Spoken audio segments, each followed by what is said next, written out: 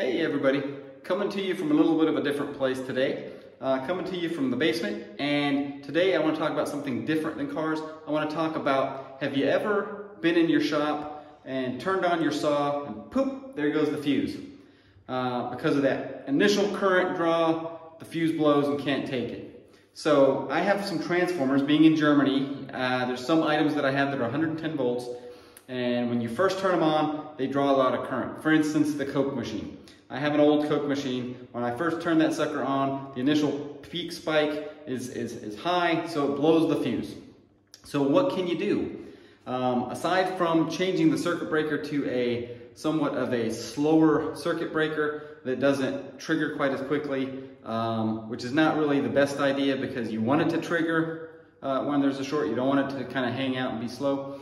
I'm going to show you a different method. So I have some transformers here, and I'm going to show you how to make it work with a thermistor.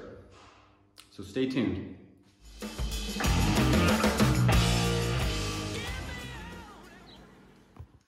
Okay, so my disclaimer to everything I'm showing you today is that we're going to provide that the equipment that's blowing the fuse is good.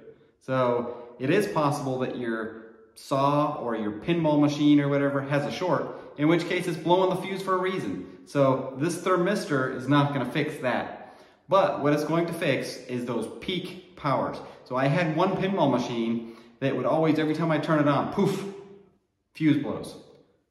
I put one of these in, no more fuse blowing. So you can use this for pinball machines, you can use it for your power saw, you can use it for the transformer that I'm about to show you on, a whole variety of things. So again, 35 cents. So let's get to it. So these right here are basically 16 amp thermistors. Well, what's a thermistor? A thermistor is basically a device that has resistance. So this thing has resistance. When you first turn the power on, it works kind of like a resistor, thus resistance. And what it does, it keeps all the power from coming through until it reaches a certain degree of temperature. So what happens is you turn the power on, and instead of that spike's wanting to come through because the machine is wanting to draw that power. And instead of doing that, this thermistor gets hot. And the hotter it gets, the less resistance it has. So all the power spike wants to come through, but it can't. It's going through the thermistor. Thermistor gets hot, and then it says, okay, resistance slowly coming down. And so instead of spiking, it slowly gives the device the full power that it needs.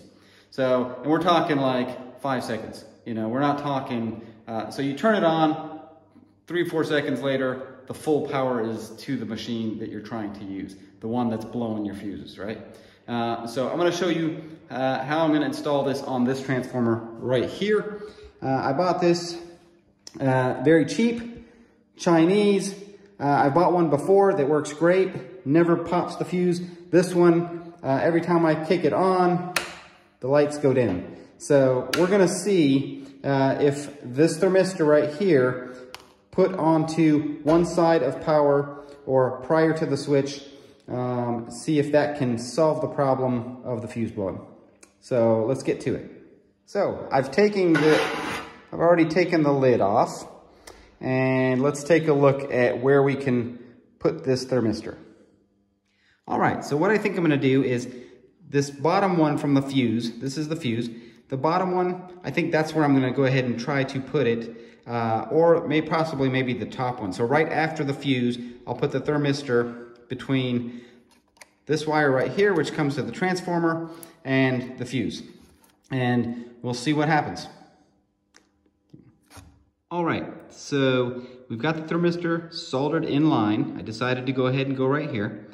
I'm gonna go ahead and clean it up and package it up. The assumption is you guys do know how to solder. If you don't, throw it in the comments and let me know. I can make a video on how to properly solder items. So here's an example of good solders. If I can zoom it, that is. So there you go. All right, so we got the shrink tubing on it. Now we're gonna go ahead and, before we put it together, we're gonna test it. And hopefully the fuses don't blow. All right, here we go. The test. And what do you know? Perfect. So before, I would do that, and it was lights out. Now, works perfectly. So, the Chinese company I bought it from wanted to save 35 cents by not installing a thermistor. So, easy fix. This works on band saws, electric saws of any kind that draw a peak power, any kind of power tools you have that draw peak power. Thanks for sticking with me to this point. So just remember, if you have any kind of power tools that are blowing the fuse and they are not above 16 amps, so your typical circuit breaker for your home or your garage is 16 amps unless you've installed 32 amps for higher power or whatnot, then you can get yourself a 16 amp thermistor. They're about 35 cents to $1 a piece. Put it in line, in other words, not brown to blue or whatever. You're going to just cut the brown line or the blue line and put it in line, and it's going to give you that 3-4 seconds to make sure peak power isn't being sucked and blowing the fuse. So hopefully this video helped you out, and we will see you again. Let me know if you want other kind of videos. I have a tool bag full of tricks. All right, take care.